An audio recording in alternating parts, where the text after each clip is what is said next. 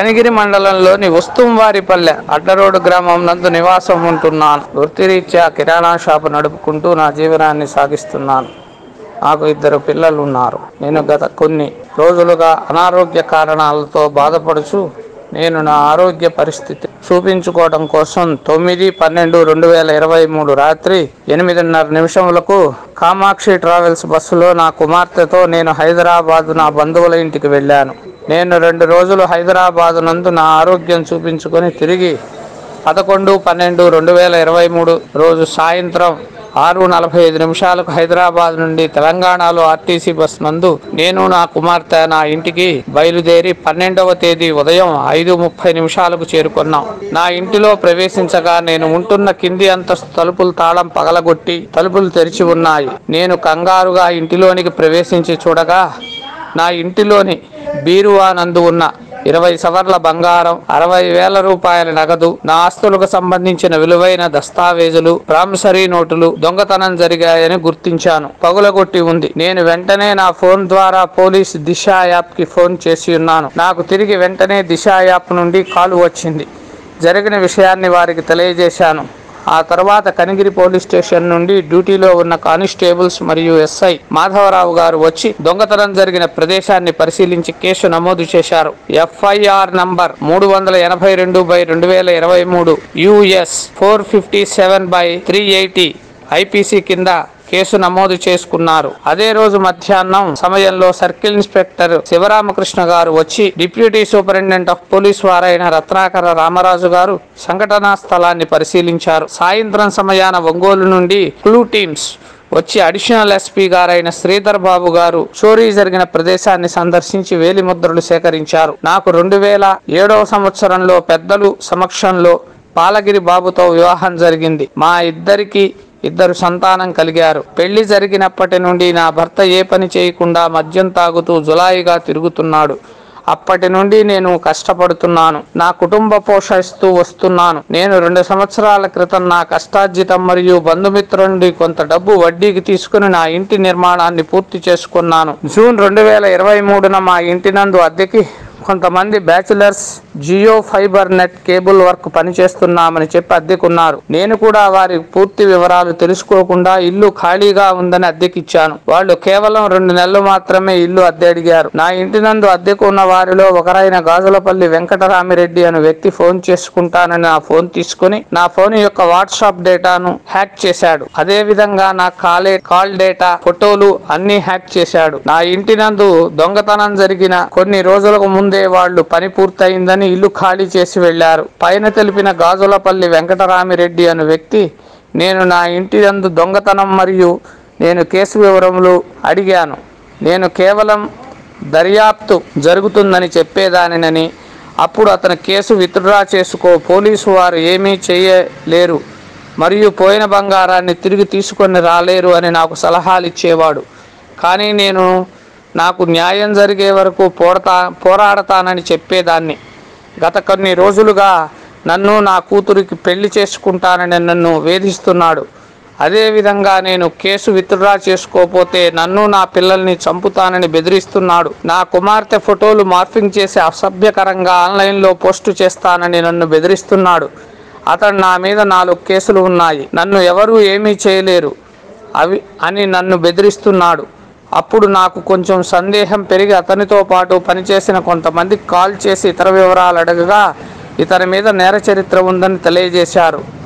అప్పుడు వెంటనే నేను భయపడి పలుసార్లు పోలీస్ స్టేషన్కి వెళ్ళి పోలీసులకు నా సమస్య వివరించగా 2/2/2024 కడప జిల్లా కొల్లూరు తాలూకా షాపాడు మండలం కుర్చుపాప గ్రామస్తుడైన గాజులపల్లి వెంకటరామిరెడ్డి తండ్రి వెంకట సుబ్బారెడ్డి మీద కనిగిరి పోలీస్ స్టేషన్ నందు FIR number 28/2024 US 354A 506 IPC కింద కేసు నమోదు చేసి ఉన్నారు. కావున తమరు ఇతనిని పిలిపించి విచారణ జరిపిస్తే నా ఇంటి దొంగతనంలో ఇతని పాత్ర ఉంటుందని నాకు సందేహం కలుగుతుంది. కావున తమరు నా యందు దయ ఉంచి నాకు మరియు నా పిల్లలకు ప్రాణరక్షణ కల్పించి పైన ముద్దాయులైన తగిన చర్యలు తీసుకుంటారని తమరి యొక్క ఘనమన గురించి మిక్కిలిగా ప్రార్థించుచున్నాను అని ఫిర్యాదు చేసింది. ఏం సార్ ఎందుకు పట్టించుకోవట్లేదు, ఏంటి విషయం ఏంటంటే, ఏం లేదమ్మా నీ పనిలోనే ఉన్నా అంటారు. ఆల్రెడీ నేను ఎస్పీ ఆఫీస్కి 4 సార్లు వెళ్ళాను, కలెక్టర్ ఆఫీస్కి 2 సార్లు వెళ్ళాను. కలెక్టర్ ఆఫీస్ నుంచి తిరిగి వాళ్ళు కాల్ వచ్చినప్పుడేమో సార్ మీ పని మీద ఉన్నామంటారు. స్పందనకి ఫోన్ చేస్తే 15 రోజులు టైం ఇస్తారు. ఆ 15 రోజులు టైంలో వీళ్ళు మళ్ళీ పిటిషన్కి పిటిషన్ దానికి విషయం చెప్పాము, అదే పనిలో ఉన్నాము. దొంగలు దొరికినప్పుడు ఆమెకి బంగారం ఇస్తానని చెప్పి మళ్ళీ వాళ్ళు నా సంతకాలు ఫోర్జరీ చేసి మళ్ళీ రిప్లై ఇవ్వడం జరిగింది. అదేంటి సార్ అలా ఎలా ఇస్తారంటే, నీ పని మీదే కదా మేము ఉండేది, నీ పని మీదే కానీ ఈ విధంగా చెప్తారు. నేను మళ్ళీ తిరిగి అధికారుల మీదనే కంప్లైంట్ ఇచ్చాను, ఎస్ఐ త్యాగరాజు మీద, సిఐ గారి వెంకటేశ్వర గారి మీద. మళ్ళీ తిరిగి నన్ను పిలిచారు. ఏంటి సార్ ఎందుకు పిలిచారు, అతను ఏమైనా తీసుకొచ్చారంటే, లేదమ్మా నీకోసం మాట్లాడుతున్నాం, రేపు ఎల్లుండి తీసుకొస్తామంటారు కానీ తీసుకురావలేదు. వాళ్ళ మీద కంప్లైంట్ ఇచ్చేరికి సంతకం పెట్టమన్నారు. నేను పెట్టను సార్, దేనికి నాకేం న్యాయం చేసినారు నేను సంతకం పెట్టాలంటే, లేదు మా మీద నీకు నమ్మకం లేదా పెట్టమన్నారు. లేదు సార్ నేను పెట్టను, నాకు న్యాయం చేయలేదు, నేను పెట్టనన్నా. పెట్టకపోతే మీకు సాధన నువ్వు చేసుకోబో, నువ్వే చేసుకోబో, మేమైతే మరి స్టేషన్ కూడా రావద్దన్నారు. స్టేషన్ రావద్దంటే స్టేషన్ వాళ్ళ న్యాయం జరగాల్సిన స్టేషన్ దేనికి పెట్టింది స్టేషను, ఎస్ఐ గారిని స్టేషన్కి రావద్దంటారు. సిఐ గారు ఫోన్ చేస్తే ఫోన్ పెట్టేయమంటారు. దేనికి పెట్టేయమంటారు వాళ్ళు అంటే, అధికారుల మీద కంప్లైంట్ ఇస్తే కంప్లైంట్కి వాళ్ళకి ఏమైనా న్యాయం అనేది జరగదు. ఆడవాళ్ళకి అంటే ఆడవాళ్ళకి వచ్చి లేడీస్కి వచ్చి ఎమ్మెల్యేలు ఎంపీలు బలం ఉంటేనే న్యాయం జరుగుద్దా, లేదా న్యాయం జరగదు. ఇంకా వాళ్ళందరినీ ఎక్కడ తీసుకురావాలి, డబ్బు ఉంటే వాళ్ళకి లక్షలు ఇస్తేనే న్యాయం చేయగలుగుతారా, లేకపోతే న్యాయం చేయడంగా. ఆడవాళ్ళు ఎక్కడి నుంచి తీసుకొచ్చుకోవాలి, ఎమ్మెల్యే ఎంపీలు బలం ఎక్కడి నుంచి వస్తుంది. మేమేం డబ్బున్నాళ్ళు మా లేదా బాగా బలమన్నాళ్ళు మా ఎవరు వస్తున్నాయి ఎన్నికైతే స్టేషన్ అంటే ఎవరు రమ్మంటే స్టేషన్ భయపడతారు. ఆల్రెడీ స్టేషన్ ఎవరు రమ్మన్నా భయపడుతుంటే నేను పిల్లలు ఎదురు పెట్టుకొని మళ్ళీ అమ్మాయి ఉంది, నాకు 15 ఏళ్ళ అమ్మాయి. నేను రోజు రోజు స్టేషన్ తిరుగుతున్నా కూడా మళ్ళీ ఇంటి దగ్గర అమ్మాయికి ఏం జరుగుతుందో తెలియదు. ఇంటి అమ్మాయిని వదిలేసి పోలేక స్టేషన్ చుట్టూ తిరగలేక కాళ్ళు చేతులు అరిగిపోతున్నాయి కానీ కనీసం న్యాయం అనేది జరగటం లేదు. దేనిస్తారు స్టేషన్లో వైసీ ప్రభుత్వం దేనికి ప్రతి ఒక్కరికి అక్క చెల్లెలు మా చెల్లెలు మా అక్కలు అంటారు. దేని న్యాయం ఏం జరుగుతుంది, విషయం ఏంటి అసలు ఏం జరుగుతుందో తెలియట్లేదు. అదేంటంటే నువ్వే చేసుకో నేను చేసుకుంటే దానికి వాళ్ళ దగ్గర పోవడం దేనికి, వాళ్ళకి లక్ష జీతాలు ఇంటి దేనికి, అసలు దేనికి న్యాయస్థానం లేదు, పోలీసు వ్యవస్థ దేనికి ఉంటుంది అసలు. కారణం ఏంటి సార్, నా పిల్లలకి ఫీజు కట్టుకోలేకపోతున్నాను, హాల్ టికెట్ ఇవ్వడం లేదు సార్, నా కొడుకు 10th చదువుతున్నాడు, హాల్ టికెట్ ఇంటికి పంపిస్తామంటున్నారు, బయటికి పంపిస్తున్నాను సార్ అంటే, కట్టమ్మా ఈ డబ్బుల మీద నువ్వు కట్టవా, ఈ బంగారం మీద నువ్వు చేస్తావంటారు. ఏం చేస్తావు, ఎన్నిసార్లు అడగాలి అడిగి కలిసిపోతున్నాను. అదేంటంటే నువ్వే చేసుకో అంటే వాళ్ళ మీద తిరగబడితే నువ్వే చేసుకో, తిరగబడిపోతే అమ్మ నీ పని మీద ఉన్నా నీకే న్యాయం చేస్తామంటారు. న్యాయం ఏ విధంగా చేయాలి, లంచాలు ఇస్తేనే తిరిగి నా మీద కేసు, నా మీద బంగారం తీసుకోవాలి, ఆ మీద కేసు, మళ్ళీ నా మీద కేసు పెడతామని బెదిరింపులు. మళ్ళీ నా బంగారం బాగొట్టుకుని నేను వాళ్ళ దగ్గరికి వాళ్ళ చుట్టూ నేను ఎందుకు తిరుగుతుంది సార్, నా 2 పిల్లలు పెట్టుకొని నాకేమంత అవసరము అంటే, నేను కానీ వాళ్ళకి లంచాలు ఇవ్వతే తిరిగి నా మీద కేసు మళ్ళీ లెటర్ పెట్టి నా మీదనే దౌర్జన్యం చేస్తాను.